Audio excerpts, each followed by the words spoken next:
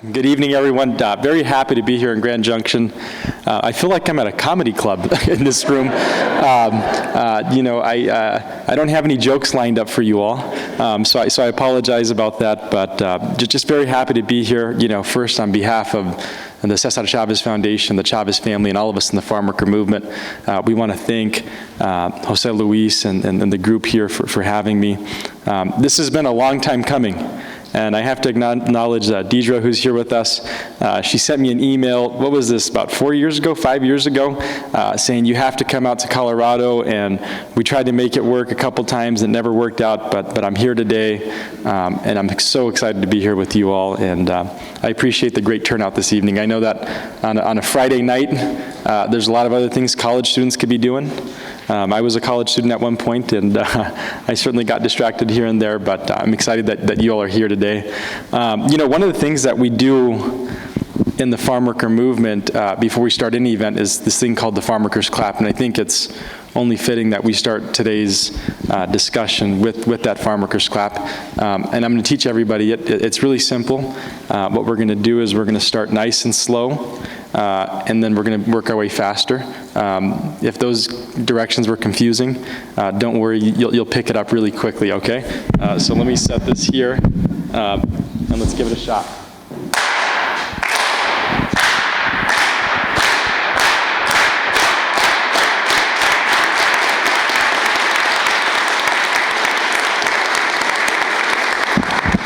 I always like doing the Farm Workers Clap with people for the first time because I look out into the audience. It's nice being here because you can see everybody's face and you see the smiles on folks' faces, and you see that it gives them a little something, gives them some energy. My Tata Cesar, when he was doing his work, they were constantly engaged in battles.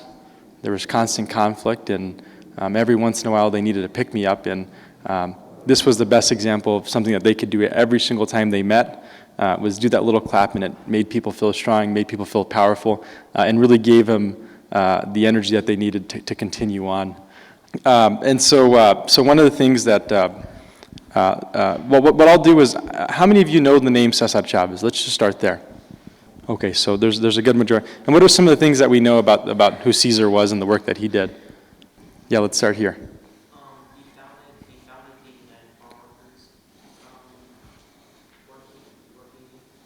Yeah, he founded the United Farm Workers Union. Yeah, very good. What else do we know about him? Okay. I saw a hand right here. Yeah, he helped farm workers get better wages for work. Yep, absolutely. All of these things are true. I'm going to talk to you just very briefly about some of his work, but I think it's important to understand what his childhood was like and how that influenced his work as becoming a union organizer. My Tata Cesar was born in Yuma, Arizona, March 31st. Today we would have celebrated his 96th birthday, 1927. And he was born in a small adobe brick kind of hut. Now, don't get too confused with that because life on the Chávez family compound was relatively comfortable. My Tata Cesar's life as a young kid was spent on the family farm. And his dad was actually a small farm owner, and he also used to have a small general store and a little hotel. And so, life was comfortable, as I said. They didn't have to worry about where food was going to come from. My Tata Cesar was able to spend time with his cousins playing in the canal by their house, and that was his first exposure to what life was like. But that all changed shortly after the Depression. My Tata Librado, that was my grandfather's dad, lost the family farm to the economic hardships, and they were forced to become migrant farm workers. And for those of you in the room who don't know what a migrant farm worker is, that's somebody who moves from city to city, from town to town, following the crops so that they can make a living. And on the migrant stream, they faced a lot of different obstacles. My Tata Cesar used to tell stories about when he and his dad would go to a restaurant, and on the front window of that restaurant there'd be signs that read, "No dogs, no Mexicans, no Negroes." And I think oftentimes when we think about some of the discrimination that existed back in the days, we think to the South. We think to Dr. King and the civil rights struggle, but that was happening in places like Colorado, places like California, Arizona, New Mexico. And along with that, being a migrant farm worker, because you're moving from town to town, it also affected his education. You can imagine that back in the day, there was folks who spoke Spanish, and you'd get in trouble for speaking Spanish at public schools. Part of the reason why I'm not doing this presentation bilingually is, I think, a direct effect of that. My grandparents were punished for speaking Spanish, and so when they were raising their kids, they didn't teach them how to speak Spanish because they knew they'd get in trouble for it, and here I am, 2 generations later, not speaking Spanish. Along with that, there was also, just the hardship of moving from town to town. My tata attended over 30 schools from the time that he started kindergarten to the time that he graduated the 8th grade. You can imagine that if you're doing any type of work, let's give mathematics for an example. You're constantly building upon your building blocks. So you learn addition and subtraction before you get to multiplication and division. So if you're a migrant farm worker and you're moving from town to town, let's say you start on chapter 1 in this city, and by the time you get to this city, they're already at chapter 10, you've missed a whole lot of content in between chapter 1 and chapter 10. And so it had a lot of impacts on their educational attainment. And as I mentioned, my tata Cesar ended up dropping out at the 8th grade, not only because he wasn't able to kind of keep up in school, but also because by the time he was 13, 14 years old, he was considered a man. He was considered somebody who had to go and provide for his family. And so over the next 4 years, he worked as a migrant farm worker, going from town to town, trying to provide for the family. And then when he turned 18 years old, just before he turned 18 years old, he decided that he was going to join the Navy. Like a lot of folks, he thought going to the armed forces was going to provide him the opportunity to develop a skill and then come back and use that so that he could make some money and provide for his family. But unfortunately, as you all know, that was a different time in America. Folks who look like us and folks who look like me didn't have the opportunity at a lot of things, and that was certainly the case in the Navy. He thought that he was going to go in there and maybe become a mechanic. I think he had dreams of becoming a pilot, but he never graduated beyond sweeping decks. And so that experience in the Navy was an interesting time. He didn't get the opportunities he wanted, but it also, I think that was the place where we understand that opened up his intellectual curiosity. He was able to see parts of the world that he had never seen before. He was able to meet people from different backgrounds. That's really when he began his love and passion for reading. If you go to his office, where we have now the Cesar Chavez National Monument, it's covered 3 walls, wall to wall, of all different types of books. Books on modern management. I was sharing with some folks at dinner that he used to correspond back and forth with people like Peter Drucker. He actually taught himself accounting. And there was a CPA who worked with us for years, and that CPA said that he had never met anybody who was more knowledgeable on accounting than Cesar Chavez. There was also books on Buddhism. All of Gandhi's writings were in there as well. Books on modern agriculture techniques. I mean, his intellectual curiosity was really out there, and a lot of that came from his time in the Navy. And so after the Navy, he ended up meeting my Nana Helen, and they ended up having a big family, 8 kids. My dad's number 6. I have 31 cousins. That's a big family. As I like to say, during Christmas time, it was a lot of Mexicans in a small house. You can imagine what Christmas Eve was like. Many of you probably make tamales. And so we sit there and we make tamales in the morning. And then after that, we'd all hang out, make our way to midnight mass later on in the evening. And then after midnight mass, about 40 of us would cram into this small 2-bedroom house and open our gifts. And we'd be there till about 4 in the morning because my Nana Helen didn't let us just go grab our gifts. She had to read everybody's name one by one. Everybody would open their gift, and then we'd get going. And so that's what the Chavez family was like. And it was during this time when my tata and Nana were having their 8 kids that my tata Cesar had actually kind of left the fields for a little bit. He'd begun working different odd jobs, working in construction, doing some work as a lumberjack up in Crescent City, California. Even had his own radio program for a little bit of time, and was just doing different jobs. But he ended up finding his call in community organizing. And he was introduced to community organizing through his parish priest, Father Donald McDonald, in this community named Sal Si Puedes, Get Out If You Can, in the east side of San Jose. At that time, the community there in San Jose was dealing with a lot of police brutality, They were dealing with issues such as curb gutters and sidewalks. We've been dealing with these atmospheric rivers in California, and what happens when it rains and you don't have curb gutter or sidewalk, where's that water going to go? It goes right into the front living rooms of homes, and so they were advocating for things like curb gutter, sidewalks, street lights, because they knew that street lights made communities safer, and so that's really where he got his start at, and they were advocating for these things, but every time they go to the city council or the elected boards, they wouldn't listen to them. And they realized that part of their issue was that folks in their communities weren't registered to vote. And so they began doing these really big voter registration campaigns. And so eventually they grabbed the same exact blueprint and began starting chapters up and down the state of California with this organization named the Community Service Organization. And my thought that Cesar had become a pretty effective organizer and a pretty effective leader, and eventually he became the state director for probably at that time the largest Latino civil rights group on the Western United States. They were responsible for the election of the first Latino congressperson ever to go to Washington, D.C., Ed Roybal out of East L.A. And, doing this work actually afforded him a pretty good lifestyle. At that time, organizing was a little different, and he was actually making probably the best money he'd ever made. He had pretty much broken out of poverty and entered the middle class. He used to wear Brooks Brothers suits.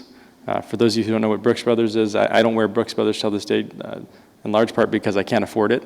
But my Tata Cesar back in the 1950s was wearing Brooks Brothers suits. He used to have a skinny mustache, kind of like Clark Gable. He used to smoke those cigarettes and used to comb his hair back nice and slick. I mean, the brother had made it, right? And to top it all off, he was actually driving a two-door coupe Volvo. Not too many Chicanos in the 1950s were driving two-door sports cars, but César Chávez was with a family of 8. Even with all this kind of newfound success and whatnot, my Tata never forgot what it was like being a farm worker. When you look back at what farm working looked like back in the days, pay was really bad. Folks would get paid about $1.20 an hour. The average life expectancy for farm workers was 49 years of age. For women, there was a lot of sexual harassment and abuse. My Nana Helen used to tell me that the most humiliating thing that she ever did while working in the fields was having to use the restroom. What would happen was they'd be working over here, but if they wanted to use the restroom, they'd have to walk sometimes 50 yards away. And there's no restrooms out there, and all the farm worker women, the campesinas, would have to open up their flannel jackets, and as they'd open them up, they'd all get back to back and open them up like this, and then one by one, they'd walk into the center and squat so they could use the restroom. The very people who picked the fruits and vegetables and all the food that we come to enjoy didn't even have a restroom to use. Water breaks were non-existent. A lot of folks were dying of heat stroke and heat exhaustion. The use of pesticides was rampant. At this point, they were still allowed to fly with crop dusters over the fields and spray them on people. And that had significant impacts. I was reading an article from Rolling Stone a couple days ago, 1973, and they were estimating at that time about 1,000 people were dying a year of pesticide poisoning. Farm working women didn't have the opportunity to take maternity leave. And so oftentimes they'd work right up until they had to deliver babies. Well, you can imagine if you're breathing in all these pesticides, what that's going to do to the baby who's in your womb. I saw these really graphic pictures of babies being born without limbs, born without fingers. Their nose would be right here instead of right here. And so my Tata thought that something had to be done about that. And so my Tata left the best paying job that he ever had, the most comfortable life that he ever enjoyed, to go back and organize farm workers. He had asked that organization that he was working with, the Community Service Organization, to begin doing work with farm workers. And at that time, they were a little bit more urban-centric, and they said, no, we're not going to get into that work. And so on March 31st, today, in 1962, he left that life. He was 35 years old. He only had about $900 in his savings account, and they went out on a quest to try to organize farm workers. Now, people had tried to organize farm workers for hundreds of years before that, but they were brutally crushed by the growers and folks who supported them. And so, this was a really big leap of faith. And so from 1962 to 1965, they began providing different services for farm workers. The idea wasn't that they were going to start organizing folks for 10 years, so they were going to wait till the 1970s to call a big general strike of all farm workers. So what they were doing is they're helping out farm workers with taxes, immigration work. For farm workers, the means to their livelihood is their vehicle. Oftentimes you're having to travel large distances and so long distances, and so they developed a co-op gas station where farm workers could come and get cheap gas, but there was also mechanic bays there, so farm workers could fix their cars. And so this was some of the work that they started doing from really that period from 1962 to 1965. But in 1965, that 10-year plan was disrupted when Filipino farm workers, with this organization called AWOC, the Agricultural Workers Organizing Committee, went out on strike. Now, when we look at the experience of Latino farm workers and farm workers who are white and black, it was much different than that of those who were Filipino. A lot of these Filipinos had been brought over in their teen years, in the early 1920s and 30s, and there were certain laws, the anti-miscegenation laws, that prevented them from marrying the people that they wanted to marry, prevented them from owning homes and owning cars. And so a lot of these gentlemen were older. They called them the manangs, and these manangs were older, and there was a couple things. I think they were thinking about what retirement might look like, but also they wanted to make sure that the experience that they had in the fields wasn't going to be the same for future generations. And so they went out on strike. And so, the Filipino farm workers were wise. I had mentioned that for hundreds of years, strikes had been brutally crushed. And so they knew that in order for them to be successful, it was going to take people coming together. And that was because what had always happened was, and what historically happened was that when Filipino farm workers would go out on strike, what the growers would do is they'd pit the races against one another. They'd go and grab Latino farm workers and have them break the strikes, and vice versa. If Latino workers ever tried to rise up, they'd go and grab farm workers from a different ethnicity or race and have them break those strikes. And so they were constantly pitting the races against each other. And so they reached out to my Tata Cesar's Latino-led organization. They asked them to join the strike. And 8 days later, on September 16th, 1965, the NFWA, which was Latino-led, joined their brothers and sisters of the Filipino community. And what really took place from that point forward was the birth of a multicultural movement that would forever change America. To shorten the time a little bit, I'm not going to get into all of the history, but what took place over the next 5 years from 1965 to 1970 was a lot of struggle, a lot of hardship. One of the first things that they did was they led a march all the way from Delano, California to Sacramento. That was nearly 400 miles, and they went walking. And that march started off with less than 70 people. But day by day, that march grew, and people from all backgrounds, young kids and college students and community groups and religious groups began to join. And by the time they got to Sacramento, California, 10,000 people had joined them. Now remember, this is before social media.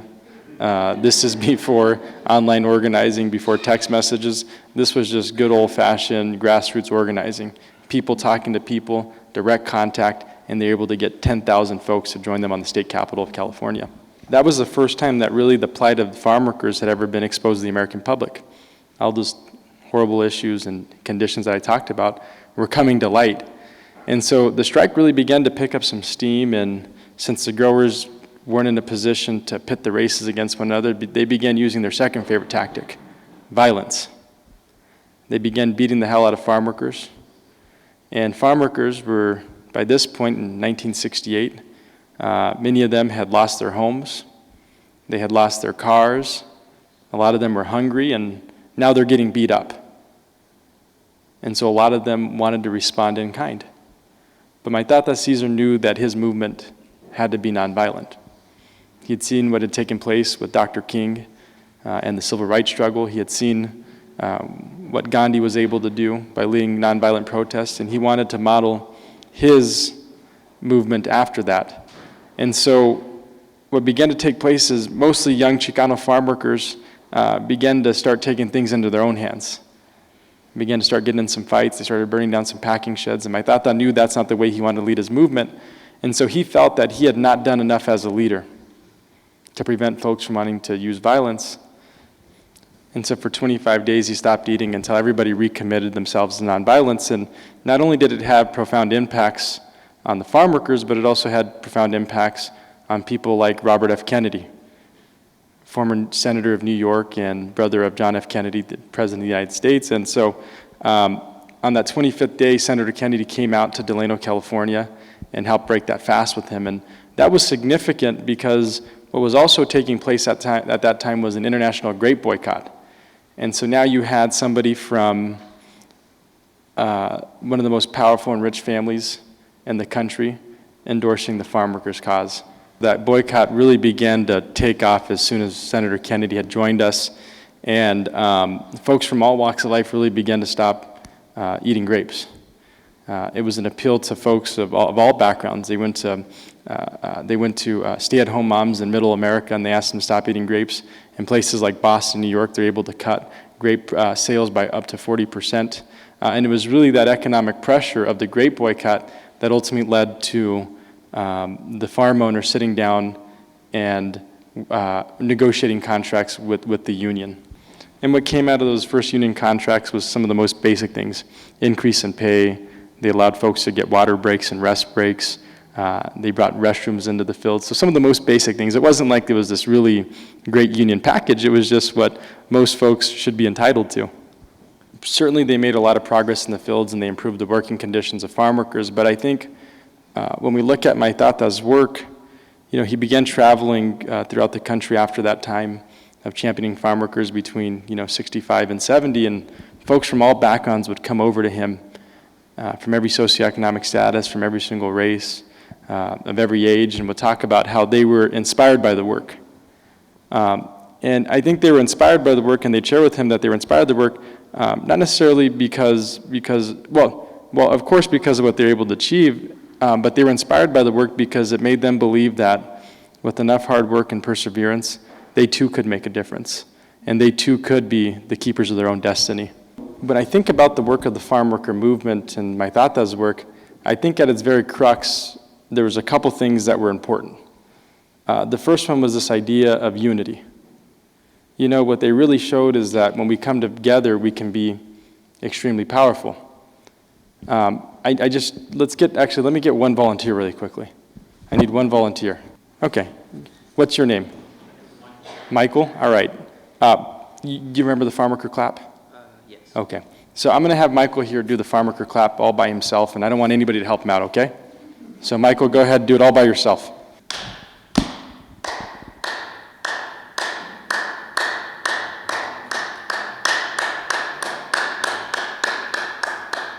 All right, how was that? That was okay, all right. Yeah. I think Michael gave it his all right. Yeah. He tried certainly as hard as he could, but all right, Michael. Now, what I want you to do is I want you to lead everybody in doing the farm worker clap. Okay. Okay?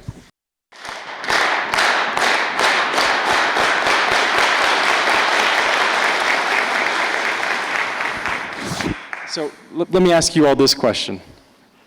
What was more powerful, when Michael did it by himself or when we did it together? That's just a small example. That's just an immediate example of what we can do when we work together. And I think that was the power of the farm worker movement. It was Latinos and Filipinos coming together. When we look at our movement, we actually had 5 martyrs in our movement. The first one was not Latino or Filipino. It was a young Jewish woman who was killed in Florida. The second one also wasn't Latino or Filipino or Jewish. He was a young Yemeni farm worker who was Muslim. And so this movement really was a multicultural, multi-ethnic struggle that brought people together from all walks of life. When they did the calculations, and there was a poll that was done in the 1970s on how many people had stopped eating grapes, it estimated that 17 million people around the world had stopped eating grapes. It was ultimately those 17 million people all coming together that led to the economic pressure that forced growers at that time to sit down with farm workers and collectively bargain. And the second thing that I think people drew inspiration from, equally as important as folks coming together, was this idea that ordinary people could do extraordinary things. When you think about who farm workers were, they were the poorest of this nation's poor. Many of them didn't have formal educations, yet they showed that with their hard work and perseverance, they were able to make a change. When we look at Maitata's life 30 years after he passed away, you see streets named after him, and you see schools named after him, and all types of commemorations, and you would think that he was always successful. But the truth is that my tata and the farm workers had more defeats than they had victories, but it was how they responded to those defeats that defined their legacy. And so I'm going to wrap this up and not get into too much more, but I think if there's one thing that we can take from the work of the farm worker movement is that idea of perseverance, especially for the students who are here with us today. I think you all know that college is tough at times, and there's times when we feel like giving up, and there's times that we feel like quitting. But it's during these times that we ask you to remember the legacy of my Tata Cesar, remember the example of the farm workers, and know that with those words, si se puede, anything's possible. That those words, si se puede, aren't just a catchy slogan, but it really is the embodiment of a spirit that we have as a movement, that you all can have as individuals, and that you all can use as your inspiration to achieve whatever goals you may set out for yourself. And so with that said, the last thing I want to share with you is those three simple words, si se puede, yes we can, yes we can. Thank you very much.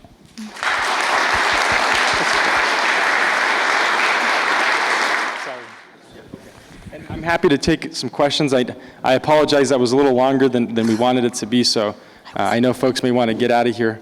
But if there's some questions, I'm happy to take some questions now. Yeah, absolutely. So what I'll do is I'll answer this question about our farm worker movement. You know, when my Tata Cesar started his work, you learned that kind of early in the presentation that it wasn't just about kind of union representation. They were looking at issues outside the workplace. And so the United Farm Workers, which is the organization that my Tata founded alongside Dolores Huerta, Larry Yitliang, and other founders, continues to advocate for farm workers. They continue to organize workers and collectively bargain with growers. But a large part of their work is fighting for immigration reform. A large part of the farm labor workforce that's out there is undocumented. And so, you know, you can imagine being an undocumented worker trying to unionize with folks who don't want you to unionize. They often use tactics that aren't very admirable. They'll oftentimes call ICE on people or threaten deportation or try to fire them when they want to unionize. And so one of the big things that they're working on is immigration work. So that's what the UFW does. We at the César Chávez Foundation, our work is a little different. My grandfather understood that farm workers weren't just farm workers, that they went home to a whole new set of issues outside the workplace. And so that's what this organization was set up to do. So we work in 4 programmatic areas. The first one is housing and economic development. We've done about $900 million of investment in low-income communities, primarily through the construction of affordable housing. We have about 5,000 units of affordable housing throughout the Southwestern United States. On any given night, we house between about 18 and 25,000 people. Along with that, we also do work in broadcast radio right now, but we're starting to transition into content production and distribution. You know, farm workers at that time didn't have a way of getting information. They didn't have a way about knowing their rights, and so my Tata had this vision that they were going to establish this network of radio stations that could speak to farm workers about the issues that were affecting them. And so what we do is we use the radio stations as a way to communicate with folks. 75% of the time we're doing entertainment. We have Radio Campesina, we play regional Mexican music. This is your banda, corridos. And so we use all of this music to attract folks and get large numbers of people listening. And then when they're listening, we hit them with educational information. Not just on issues related to farm workers, but issues related to immigration. You know, one of the things that we did that I think is really interesting, because we also have English radio stations, is during the summer of 2020, when we saw a lot of the social unrest happening around the killing of George Floyd, was that Spanish media is notorious for being anti-black. And us being leaders in Spanish media, we thought that we had to try to change that narrative. And so it was interesting. We put together an advisory council, and I remember talking with the folks who run the radio program, saying, you know, we should talk about the school-to-prison pipeline, and we should talk about, police brutality. And we were talking with the advisory council, and there's this guy named Phil Brown, and I talked to him. And Phil Brown, his dad was involved in the Selma voting rights movement. And Phil told me, Andres, that's good, you can talk about that, but I think what would make the most sense is if you talk about the shared humanity that Latino moms and dads have with black moms and dads. And so that's what we began to do. And it was interesting because a lot of our listeners got really pissed off. Why are you guys saying this way? But we stuck with it. And by the end of that campaign, as we began to talk more and more about it, we had shaped the minds of our listeners to understand that Black lives do matter. And so that's some of the work that we did. But on the English side, it's a totally different audience. It's young people like all these folks around me and folks like me. And they were more active. They were ready to march. They were ready to get going. And so we used our radio stations as a way to organize people and mobilize them and get them out to protest and get them to city council meetings. And so that's what we use our radio stations for. We use it to talk about the issues of our day and educate our community on what's happening. Education is our third component. It's a civil rights issue of our time. When we look at the educational attainment of Latinos and Black students, we're far behind that of our white peers. And so we work with school districts throughout California to close the educational attainment gap. And then my work is the legacy work. If we don't know our history, it's bound to repeat itself, right? And so my job is to go out there and share the history, but also share the examples that we learned from Itata Caesar, and in hopes of developing new leaders so they can go out there and make change in their communities. So that's the work of the movement. There's also other organizations who do similar work in different areas. Today was a big day for us, obviously being Chavez Day. Farm workers were at the White House with White House officials talking about farm workers' rights. They were meeting with Senator John Ossoff in Georgia, who had signed some really poor legislation, or who had supported some really poor legislation that was going to be bad for farm workers. Over 100 farm workers joined a call today to put some pressure on him so he could back off this legislation. So the organization, the movement is still very active. Our impact is far and wide, and it's certainly deep with the communities that we serve. That's a big answer, right? We do a lot. Any other questions? Yeah. What's the most important thing to you as a legacy? Okay, that's a good question. I think it's this idea of service. I think at the very core of my Tata's work was this idea of service. He said in 1968, after he did that fast, in a letter that he wrote, "It is my deepest belief that only by giving our lives do we find life." And I think the beautiful thing about service is that it can happen in so many different ways. Certainly for my Tata, it was helping farm workers. But what I always encourage young people and students and all folks really is to look at service with a much broader lens. Service is certainly feeding the homeless and picking up trash around your park, but it's also becoming an attorney and lending those skills to nonprofits and other groups who are in need of help, right? I like to make the joke that we at the Chavez Foundation have more MBAs working for us than we do have community organizers, right? But they're able to use their skills and their training to help folks. And so I think the most important thing that we can take from his legacy is really this idea of service and how we can be of service to others. The arts is another great example of how you can be of service to others. The farm worker movement was very good at using the arts to attract folks and to bring people in. And so what I always tell people that regardless of whatever movement that you may want to be involved in, there's a role for you to play. You could be an accountant and play a role. You could be in the human resources department, and we always need good professionals like that helping out our organizations. You could be a community organizer. You can be a cook working in the strike kitchen, but everybody has an important role to play.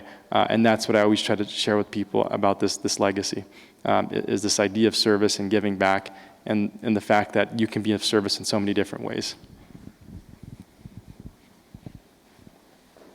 Yeah.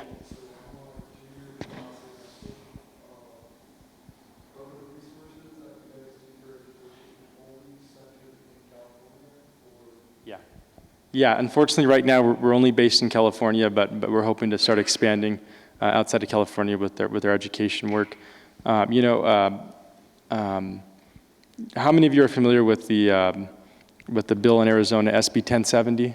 It was that big anti-immigrant law that was passed, pretty much allowed for officers to come up to folks who look undocumented and ask them for their papers, and it was really bad, and we used our radio stations as a way to mobilize folks and kind of organize against this bill. But it was interesting, we had the Pepsi PepsiCo, the big corporation, come to us and say, we want to do something we want to do something with Chavez Foundation. At that time, this was going on, and so we had encouraged them to develop a scholarship program in the state of Arizona. And so for 10 years, we ran a scholarship program in Arizona specifically for undocumented students, and it lent out just under $1 million. I think it was like $700,000 or $800,000 that we gave to undocumented students in the state of Arizona. So since then, we really haven't had much work outside of the state of California, but we have big plans to expand. Yeah. Do we offer consulting services? Yeah, we always like to lend our knowledge to anybody who wants to learn. Just last week, we had a group from Grand Rapids, Michigan, who had just started a nonprofit, and they came and spent 2 days with us, and we offered whatever advice we could offer to them. So if anybody's interested in learning more about our work, we'd be happy to share with you some of the different things that we do. I was sharing with some of the folks earlier that our organization, the Chavez Foundation, is a little different. We really believe that to have long-lasting impact, we have to build sustainable organizations. And so a lot of our work is actually entrepreneurial. We do a lot of fee-for-service-based programming, and because we do that fee-for-service-based programming, we're able to generate enough revenue for us to invest in future projects. And so from 1992 to now, we've been able to have tremendous impact. That's why we've been able to do that large number of development. That's why now we reach 1.5 million people through our radio waves and through our social media and content distribution platforms and our education work. And so we're always looking at showing other nonprofits that entrepreneurial side of us, because I know there's some funders in the room, so I don't want to talk too bad about it. But what happens during times of recession is that a lot of the way that they give their funding is based off of how well the investment portfolio does. And when that's not doing well, then they can't lend out as much money to the community. Well, we know in times of recession, the communities that are hit the hardest and hit first are communities of color, right? And so what we did is we developed a whole new model so that we could be really the keepers of our own destiny, and we can continue helping communities even during times of economic hardship.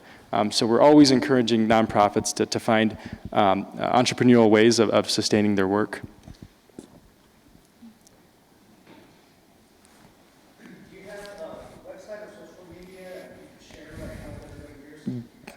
Yeah, very good question. So social media, to keep up to speed on issues affecting farm workers.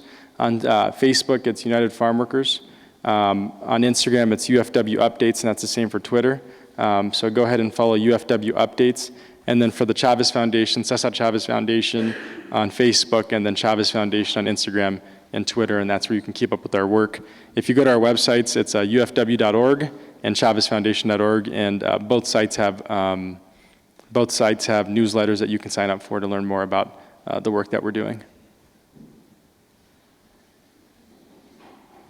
Oh, yeah. Because of who you are as a grandson of César Chávez, were you ever in a situation where you didn't feel like you belong, and how did you deal with that? Oh, that's a good question. Have I ever been in a situation where I feel like I don't belong, and how do I deal with that? Yeah, there's been plenty of situations where I felt like I don't belong because of my background. I live in Bakersfield, California. Those of you who don't know Bakersfield, it's a very conservative community. Congressman Kevin McCarthy, the Speaker of the House, is my congressman. He lives less than a mile away from me. And so in that community, there's also a lot of folks who are farm owners who really don't like my grandfather or any of the work that we do. And so I began to experience some of this when I began to get involved with my university after graduating, being involved in the Alumni Association, being involved in other meetings. And they'd walk around and they'd introduce me as the grandson or talk about my work, and I'd get some funny faces here and there. But though I was a little uncomfortable, it was just as important that I was in that room and they saw me being there, because I think it sent a message that things were no longer like they used to be, and there's a new generation of leaders who look like me, leaders who look like you, who need to be in those rooms and who need to be involved in those conversations.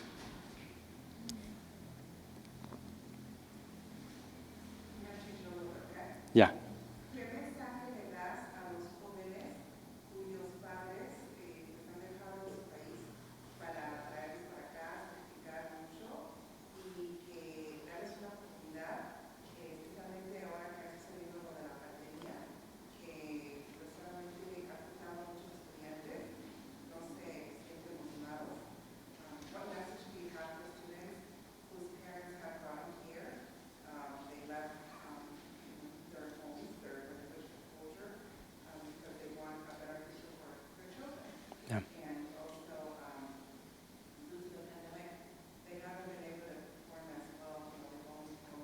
Yeah. And it's hard for them to take it. And it's just difficult. Even some of them who were actually born here and they went back to where they To Mexico. were. Yeah. They encountered a language barrier over there. Then they come back here, and then they encounter another language barrier. And it's a little bit difficult for them. You know, I think the message that I have for those students is that you're not alone. There's a lot of good people out there. I met some of those folks here today who are there to be your support. And so that's the first message, is that you're not alone. There's a lot of us who are here to work for you. Secondly, it goes back to that si se puede attitude. That in this country, I firmly believe that with enough hard work, anything is possible, right? And so to keep working hard and keep persevering, and if things line up, things are going to work out for you. But I think that the bigger question I have, or the bigger call to action I have, is for all those people who are in a position to help these students, what more can you do today?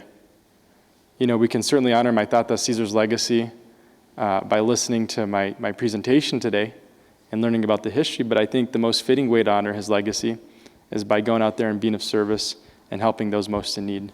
And so that's my call to action to all of you today. You heard that question. You know, my words only mean so much to those folks. Telling folks to know that they're not alone, that's sometimes that falls on deaf ears. I'm well aware of that. But the way that those words become more powerful is when all of us who are in a position to help step up in ways that we haven't stepped up before. And so that's I answer my question with hopefully a little bit of advice, but also a call to action to the group. Question up here. Yeah. You briefly mentioned the rift or the gap between our two peoples, and going back just the last few years to try to bring some resolve. Where do you think it is now, and what do you think it was originally caused by? Yeah. That's a good question. You know, I think there's certainly progress that's been made when it comes to people coming together, and you know, and I specifically think about the Black and Latino communities. You asked about the RIF, and I think a large part of that RIF is that we were placed in communities with little economic opportunity, and we've been put in a position to fight over the little that's been left for us, right? These are the impacts of systemic racism and oppression that has existed for many years. You know, this goes back, and I tie it back to labor laws. When the National Labor Relations Act was signed in the 1930s, it left out two types of workers: domestic workers and farm workers. And the reason why it left those folks out wasn't because they weren't skilled laborers, it was because of the color of their skin, right? Because the folks who occupied those industries were largely Latinos and African Americans and other minorities, and so I think that's a large part of it, is that we've all been kind of set to fight one another and fight over those little resources. Has there been progress? I think there's been progress. Are we where we need to be? No, absolutely not. You all may have seen in the New York Times and newspapers all across the country that in Los Angeles, there was some Los Angeles City Council members who were talking about redistricting and began to use the words like chango to describe, chango, which means monkey, to describe our Black brothers and sisters, right? These are people from my own community. And so, and they were talking about representation, what made it kind of even more ironic, right? And even more wrong. And so there's certainly a lot that we have to do, but I think it's going to come from that shared humanity. But we also have to look at the economic situation of this country and understand that right now people work too hard for too little pay. And those communities that are largely affected by that are communities of color, right? And I think when we begin to fix the economics of this country and have it start working for all Americans, then we can begin to start addressing some of these deeper-rooted racial issues that we face as communities of color. In the back there.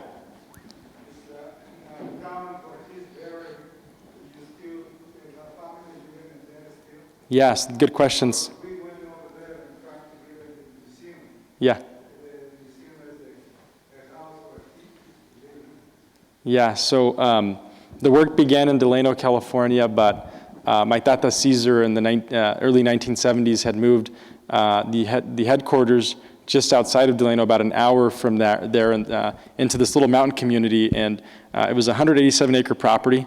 And the reason why they had purchased this land was because he had this idea that the sons and daughters of farm workers could run their own union. A lot of unions would usually go and hire attorneys who were trained, or they go and hire negotiators who were trained, but he wanted to start developing their own leaders. And so at this property that he's talking about, it's what we call La Paz, and that's what my grandfather named it. It was 187 acres, and they brought in farm workers to come and train them and develop their skills so they could run their own union. It's now home to the National Chavez Center, and there we have the Cesar Chavez National Monument.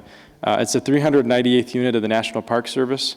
When President Obama was in office in 2012, under the National Antiquities Act, the president has the ability to proclaim a piece of land that the federal government owns as a national monument. And so the organization turned over 3 acres of that property to the National Park Service, and they made it a national monument. And so now if you come visit us, we have a visitor center where you can learn about the history of the farm worker movement. It's also the final resting place of my Nana Helen and my Tata Cesar. And then you can go to their 2-bedroom home. And this is all part of the National Park Service. One of the interesting things about this is that there's over 400 units of the National Park Service. National monuments, national landmarks, national parks, and only one of them is named for a contemporary Latino figure. Yet we make up, in 2050, what is going to be 30% of this country, right? And so there's still a lot of work for our national parks to tell the story of all Americans. But yes, the family's still involved there. I actually grew up there for the first 18 years of my life. I go to work there every single day. That's where my office is at. And that's where my dad still lives at, and there's still people active in those communities. So if you're ever out in California, we're about a 2-hour drive from Los Angeles. I encourage you to come make the day trip, and if you really want to go, get my card before we leave so I can give you a tour.